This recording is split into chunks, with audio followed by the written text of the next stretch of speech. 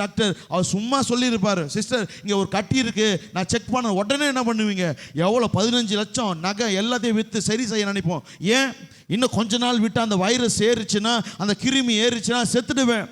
ஒரு சரீர பிரகாரமான வியாதி வருவதற்கு நம்ம வாழ்க்கையில் என்ன பண்ணுறோம்? டாக்டர் நாடுறோம். நல்லா புரிஞ்சுக்கொள்ளுங்க, உள்ளான மனிதனும் அப்படிதான். ஒரு பின்மாற்றம் என்பது ஒரு நாளில் உண்டாகாது. கவனமாக கேளுங்க, ஒரு பின்மாற்றம் என்பது ஒரு நாளில் வராது. இன்னைக்கு ஒரு 2 நாள் ஜெபிக்கலை, ஒரு நாள் வேதத்தை வாசிக்கலை, ஒரு வாரம் சர்ச்சுக்கு போகலை, இதனால உங்களுக்கு தெரியும் முந்தி போல் நல்லா தானே இருக்கிறேன், முந்தி போல் நல்லா ஜெபிக்கிறது தானே, முந்தி போல் நான் கர்த்தருடைய பிரசன்னத்தை உணர்றேன். அப்படி கிடையாது.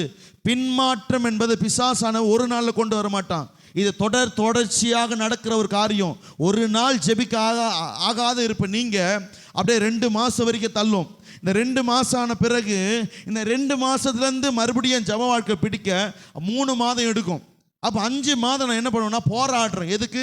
நான் விட்ட ஆவிக்குரிய வாழ்க்கை, நான் விட்ட ஜப வாழ்க்கை, பைபிள் வேத வாசிப்பு, இது எல்லாம் கர்த்தருக்குள்ள இருப்பது. அப்போ என்ன பண்ண தெரியுமா? இந்த 6ன்றது 1 வருஷம், 2 வருஷம், 3 வருஷம். சில பேர் நல்லாவே தெரியும், ஆலயத்துக்கு வந்தோம் 1, 2, 3 வருஷம் ஆனாலும் 10 வருஷம் ஆனாலும் என்ன தெரியுமா இருக்கும்?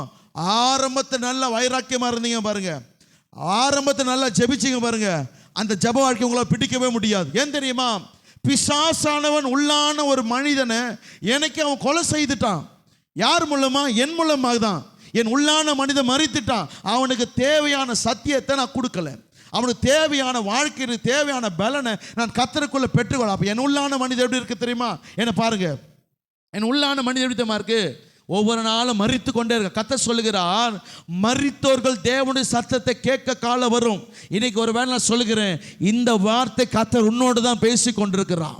கர்த்தர் உன்னோடு தான் பேசி கொண்டிருக்கிறார். உன் உள்ளான மனிதனை சோதிச்சுப்பார். இந்த வசனத்தை கேட்கும் போதே யாருக்கோ கர்த்தர் பேசுறாரு இல்லை, கர்த்தர் உன்னோடு தான் பேசி கொண்டிருக்கிறார். என் உள்ளான மனிதன் எப்படி இருக்கிறான்?